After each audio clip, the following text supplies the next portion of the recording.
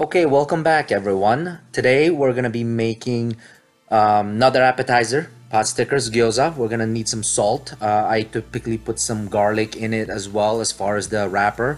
We want to make the wrapper from scratch just because I don't like to buy the store-bought ones just because I like them thicker and bigger too. So this is boiling water. Basically, I'm putting about 1/2 cup to 3/4 cups to a 2 cups of flour. Okay, we're just gonna go ahead and mix this up, get it all blended in there. You may end up adding a little bit more water into it. Make sure that it is hot or boiling.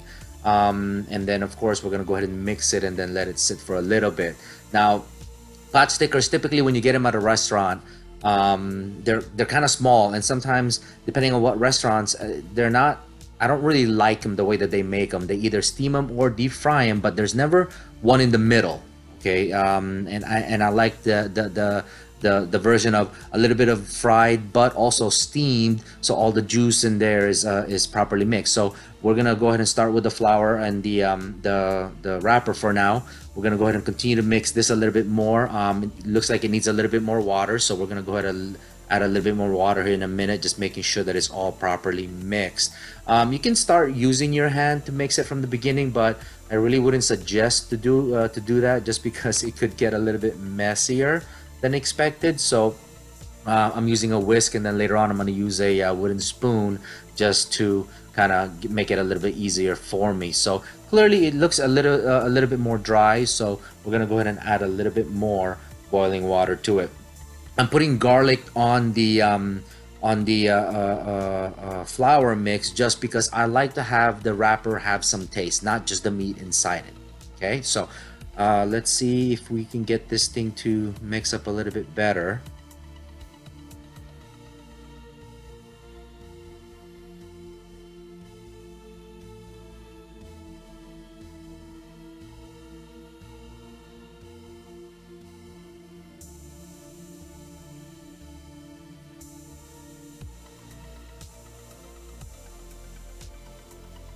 Now that we have it kind of in a bowl, we're just gonna go ahead and put a little bit more flour to it and mix it a little bit more and roll it and knead it. And of course, we're gonna go ahead and put it in a bowl and let it sit for about maybe an hour to an hour and a half. It's not gonna rise or anything like that, but it just kind of makes everything a little bit more smoother to handle.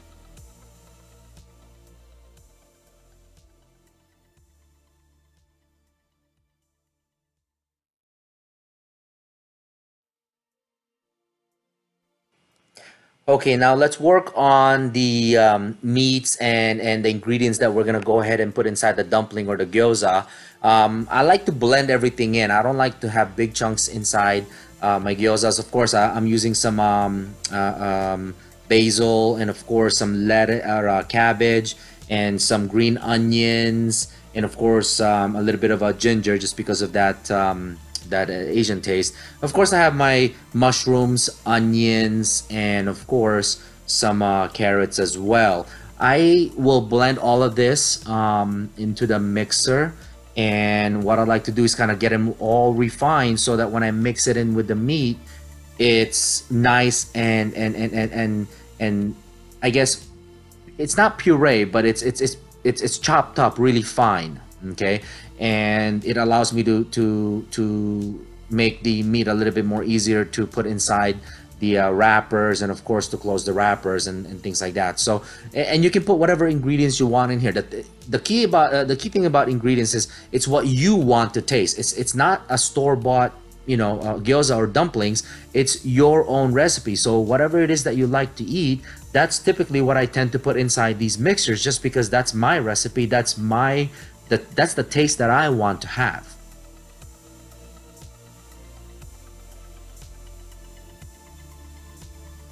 Okay, now that we have everything blended up and chopped up, I go ahead and mix it into the meat. Now, this particular batch is going to be made with pork, ground pork.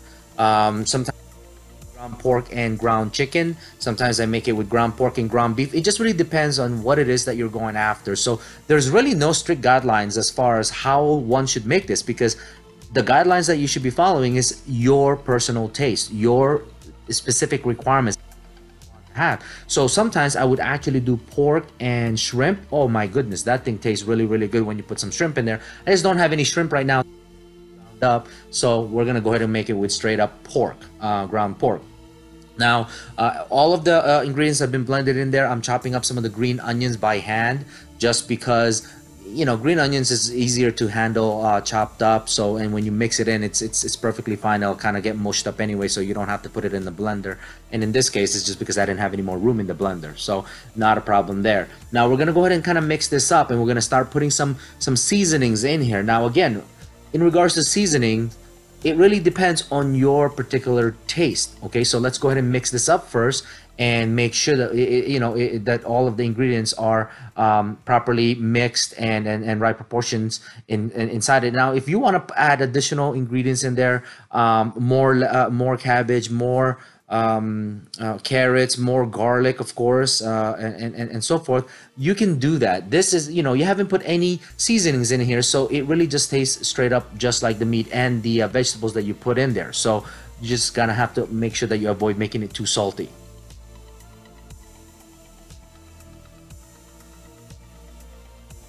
Okay, now that we've got it all mixed up, we're gonna start to put some taste into this. Now, just remember, you've got some carrots in here. I've got some basil. I want to put some salt in here as well because there's no salt yet. Okay, about a tablespoon of salt. I've got about a pound and a half to a pound and 3/4 of meat in there. So, and I put a lot of garlic. I love the taste of garlic just because I'm Asian. Okay, but also it's good for you. All right, it's healthy. Now I'm gonna put some Worcestershire sauce. That's to bring a little bit of that taste out of the meat. Okay, about anywhere between 3/4 to a tablespoon of Worcestershire sauce. Now this one, typical regular dark soy sauce, not the low sodium. You can use the low sodium, but you're gonna have to add a little bit more. No, so I only put about 2 tablespoons of soy sauce in this. Now we put oyster sauce in this. It brings out a lot of flavor. It brings that Asian flavor as well. Okay, now again, you can put as much. Try to stay away from putting too much in it. So right now about 2 tablespoons. This is hoisin sauce. It's a little bit sweeter. You've seen this in a lot of Asian restaurants. It's a little bit sweeter taste. It's not quite soy sauce, but it's a sweeter version of it. Okay. Now mirin. This is a Japanese ingredient. I tend to put this in a lot of the Asian food that I cook just because it's not vinegar, but it has the same effect of it. It's sweeter, and it really brings out a lot of flavor. And of course, it smells really, really good when you make it. Magical ingredients, sesame seed oil. Okay, roasted one. It brings out a lot of aroma as far as when you're making it, when you're mixing it, and of course, when you eat it, it has a lot of aroma, supplementing a lot of the taste inside the food as well. Now, just in case, I do put a little bit of a chicken taste into it. This is the powdered version. You can put chicken stock, but chicken stock will make your mixture a little bit watery, and of course it's harder to handle that type of mixture. So I use the powdered version. It's up to you on how you want to use whatever it is that you want to use on your mixture. Now what we're gonna do is we're gonna mix this really well. And of course, don't forget your black pepper, of course. Okay, and I'll put some paprika on this as well, just because paprika gives it a little bit more of a boost. For the people that likes to have it a little spicy, they'll tend to add a little bit more of peppers in there. It's really up to you. Just remember that all ingredients, all of these different cuisines that you taste out there, their recipes, their ingredients are based on someone's preference, someone's taste. Okay, and as far as I'm concerned, these are the things that I want to taste when I'm eating some gyoza. So yes, I've taken a lot of different recipes out there, and what I did is I put my little twist to it just so that I can have it a little what I expect it to taste like when I'm eating it.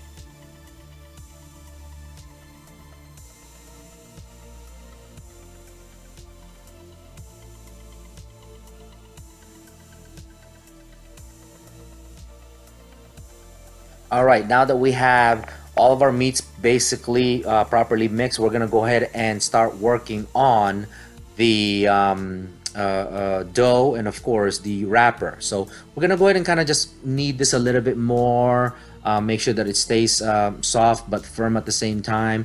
And there's really no set guidelines to this. Okay, I know that professionals out there, when they do their wrappers, they're really good at it. Okay, they can actually take and make it into a circle just because they've been doing it for years. Hey, listen, I used to buy wrappers at the store, but I discovered that, you know what, trying to make my own wrappers at one time, and when we made it, it was so good and it was so different. The texture was so different from the store-bought version that I started to actually make my own wrappers. But the hardest part about making wrappers is making it into a circle. Well, I discovered that it doesn't have to be perfectly circled when you actually make them, just because no matter what they look like, as long as you can get the filling in the middle of it, you can wrap the wrapper in a way that it will all look exactly the same, if not very similar to one another. It's not like, if you have a circle wrapper versus a square wrapper, believe me, you can actually wrap a circle or a squared wrapper in a same fashion that when you're done wrapping it, it actually looks very similar or almost the same. So one thing I've realized is, yes, make the dough, make the good filling, and of course do your best with the wrapper so that basically it somewhat looks the same throughout the entire process.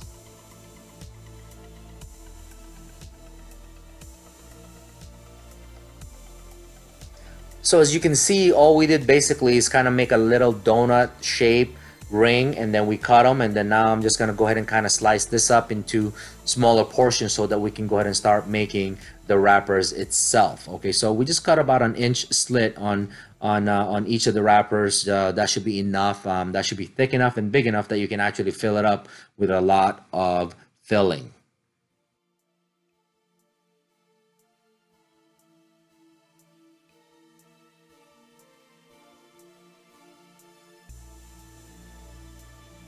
Okay, now it's time for us to basically start rolling them. I'm gonna use a glass. A lot of people use a circular wooden I guess roller. You can use an actual roller, but they're kind of big, so I use a glass just to kind of make sure that it stays consistent, and of course a lot easier to maneuver.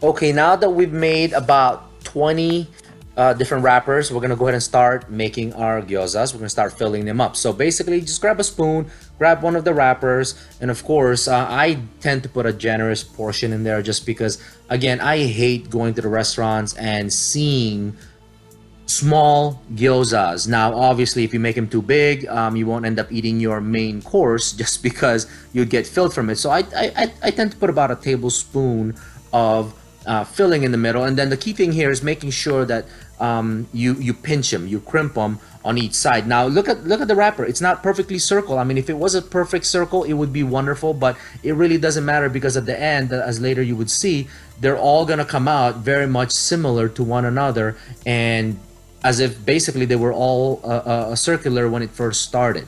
Okay, so again, put the filling in there, crimp the edges so you're almost making it look like a seashell of some sort.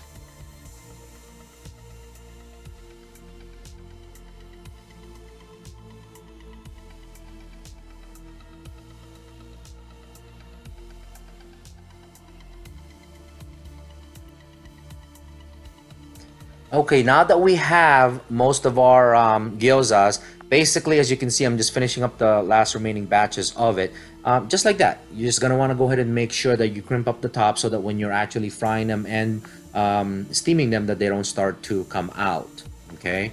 So again, just do them one at a time. Do it at your own pace. The very first time I did this, believe it or not, it took me forever to do it just because, number one, I had to learn how to make the wrappers. Number two, I wanted to make sure that they all look nice and pretty, but honestly, after making it over and over, I discovered that the wrapper does not have to be circle, number one. Number two, as long as you crimp them on the top, when you basically have them all side by side lined up, they all look similar and the same. And at the very end of the day, once you cook them and you've made them the way that you intended to make them and make them taste the way that you wanted to, quite honestly, no matter what it looks like, as long as it tastes great, it really doesn't matter. If it looks good, it may actually make it a little bit better to deal with when aesthetically or visually when you're eating the dumplings.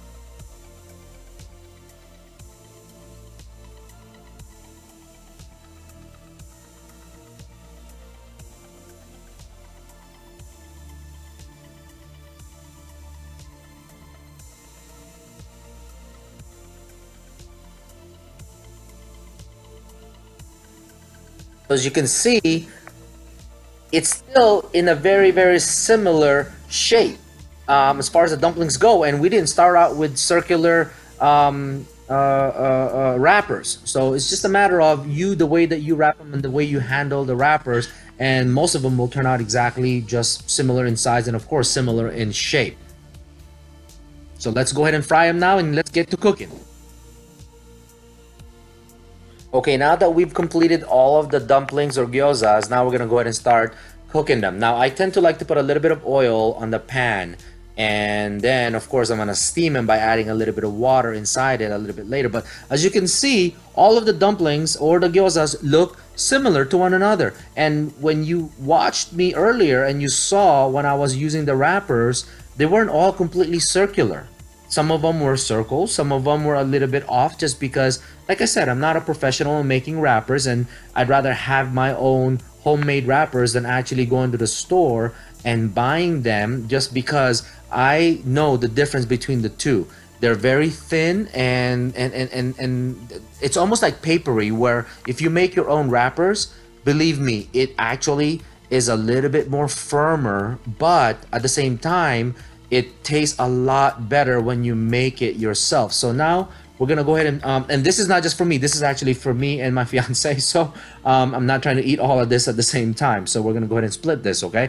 But now I'm gonna cover them up. I've got the heat at about medium, okay, so it can put a nice coat of brown underneath it. But later on, when the pan is really, really hot, I'm gonna go ahead and put some water in there to start steaming it.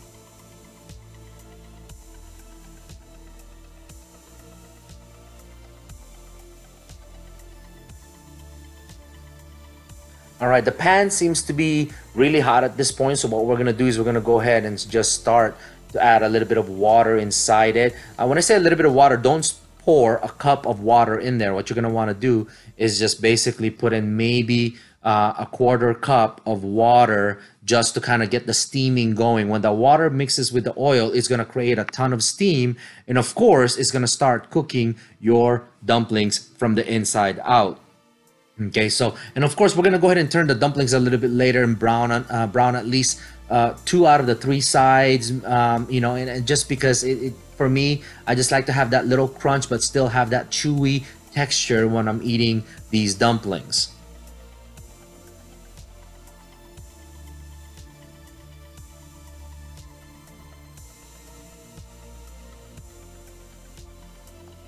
All right, now let's take a look at some of these progress. Now, as you can see, there's a lot of steam in there. It's starting to brown underneath. You can see some of the darker juice in the bottom. And in a little bit, we're gonna go ahead and start turning them just so that we can get some browning on the sides. Now, a lot of restaurants will leave it as it is. They actually brown the bottom, steam the dumplings, and serve it, which is perfectly fine. It's just that, like I said, I like to have that little crunch on the bottom and on one of the sides, but still have it nice and firm and chewy texture when I'm eating it. Okay, so it really depends on how you prefer these dumplings. And a lot of the times they don't even fry it. A lot of the times, if you go to a particular restaurants, they just steam them, or in some places they just deep fry them. It's whatever you prefer. The bottom line is these dumplings are very versatile. Okay,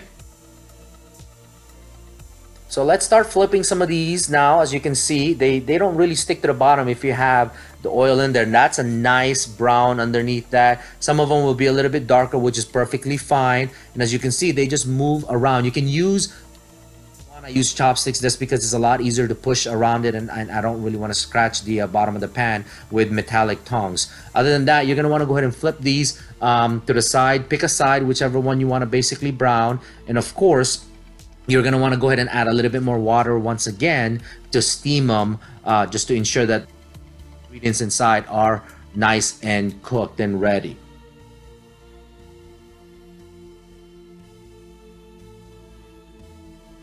Now we've flipped the dumplings several times, we've added water several times. Now I'm just basically doing the finishing touches, making sure that the water that's remaining in there are all evaporated, and of course a little bit of oil is left just to make sure that it can continue to brown. As you can see through the glass, it's actually coming out really nice. As far as I'm concerned, 2 sides out of the 3 are nice and brown. The bottom is definitely crispy, the sides are just brown, and then of course one side has just been steamed, giving me that nice texture when I bite into it. Okay, as you can see, this is our finished product, and as far as I'm concerned, it turned out really well. As you can see, they're all symmetrical in shape. They're not like square or some are triangular. Absolutely not. They're going to be very similar. As far as the sauce, I will show you exactly how to make them in the next episodes for this, but we make our own sauces. I don't like to buy that store-bought one. So as far as I'm concerned, I'm very pleased with how the dumplings turned out. Enjoy the dumplings, and we'll see you next time.